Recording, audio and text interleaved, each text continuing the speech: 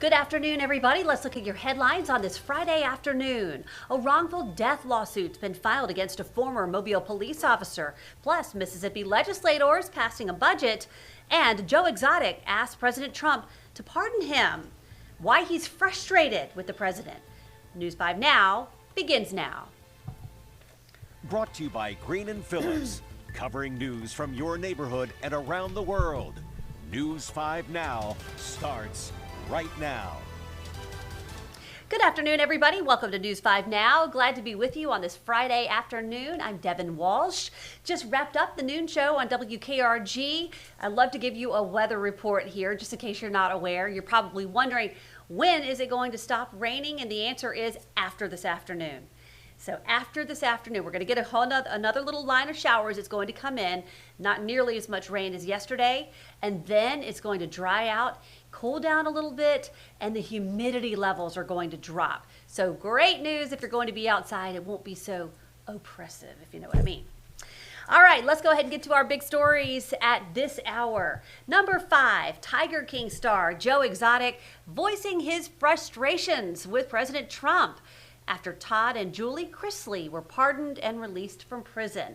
The former zoo owner, whose real name is Joseph Maldonado, posted on Instagram and X proclaiming his innocence and criticizing the president for allowing the Chrisleys to walk free.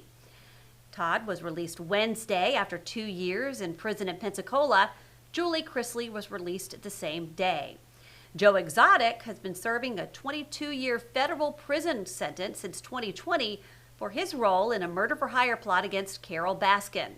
He has asked for a pardon from Trump since the president's first term in office. Number 4, tonight revelers will pack downtown Pensacola for the Grand Fiesta parade. Because of tonight's parade, county offices located downtown will close at 3:30 this afternoon. Roads will be closed 30 minutes later. The parade starts tonight at 7. Mississippi lawmakers passing a $7 billion budget for the 2026 fiscal year. Senate lawmakers completed their work yesterday. The House worked overnight and finished a few hours after midnight. The governor called a special session this week after the legislature failed to pass a budget during the regular session. The new fiscal year starts on July 1st. Number 2, a federal appeals court is set to hear an appeal regarding a lawsuit filed against Saudi Arabia for the 2019 deadly terror attack on board NAS Pensacola. According to a release from the McFadden law firm, the court will hear from the families of those killed in the terror attack. The hearing is set for Tuesday at the federal courthouse in Jacksonville. In 2021, the families sued the Kingdom of Saudi Arabia for the attack carried out by Saudi airman Mohammed al-Shamrani, who was training at the base. Last year, the lawsuit was dismissed after the judge ruled Saudi Arabia was protected from the lawsuit under the U.S. Foreign Sovereign Immunities Act. Investigators later uncovered al-Shamrani had connections to al-Qaeda. And number 1, a wrongful death lawsuit filed against the now former Mobile police officer who crashed into a motorcyclist, killing him. The family of Sumar Howard is asking for monetary damages. Last July, Officer Roy Adams Jr. ran through a red light at the intersection of Mobile Infirmary Boulevard at Old Shell Road and collided with Howard. Adams did have his emergency lights on that night, but there was no siren. Adams resigned from the police department last month before being charged with vehicular homicide. And that is a look at our big stories at this hour.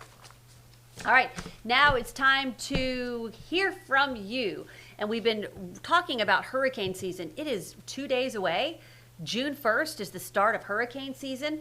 And so our question of the day has to do with that. And we're asking you, what is in your hurricane survival kit? What is in your hurricane survival kit? Let's see. Whiskey, okay, bourbon and batteries.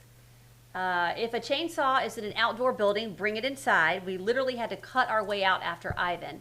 Same with the hammer, duct tape, anything you might need for short-term hurricane repairs in case you don't have access to your garage or your outbuilding.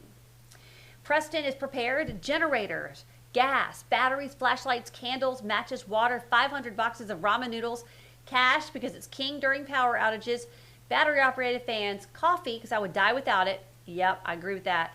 bunch of canned food, charcoal, barbecue grill, beer, and the number 2 Domino's. Preston, you really thought about this. You're a pro down here, but a lot of people take this seriously. They don't want to be running out to the store at the last second. Donna, Cheez-Its, water and flashlights. You know what? I think I could live off of Cheez-Its. My kids pretty much have, so I think you can. Oreos, double stuff. Yep, there you go. Is that a food group? I don't know. Hurricane survival kit, tacos, and Corona. 15 gallons of gas, says Joe, a 12-pack of beer, and a flashlight. Yep, there you go. Bread and milk, yes. Flashlights, plenty of batteries, bottles of water, canned goods, shutters for the windows, and a lot of prayers. And I agree about the windows because I feel like a lot of people at the last second are running out to get that plywood to cover their windows. We were doing that one year, and so I want to say we just ended up throwing it away, but I think we might go ahead and maybe get some new plywood just in case because there's always a run on that as well. Let's see. So y'all come up with some great things. Fuel cans, batteries, charcoal grill, propane for the griddle. I also filled chest freezer with bags of ice. And so some great suggestions from everybody. Thank you so much for responding to our question of the day. And again, June 1st, woo, can you believe it? Sunday, June 1st. That's the start of hurricane season. And of course, we're all praying that we don't have any hurricanes. I know that the predictions are that we will have more, but we're just, all it takes is one. All it takes is one. So, gosh, we just got to pray that we don't get one. All right, now it's time for our poll of the day. We're asking you about the Diddy trial. Are you following it? Yes or no? Are you following the Diddy trial? Yes, no, or no opinion? Go ahead and let us know online, and then we will release the poll of the day results at 5:30 this evening on News 5 Now. So you can vote in the poll on WKRG's Facebook page or answer our question of the day. You can do all of that on WKRG.com. All right, everybody, thank you so much for joining me for News 5 Now.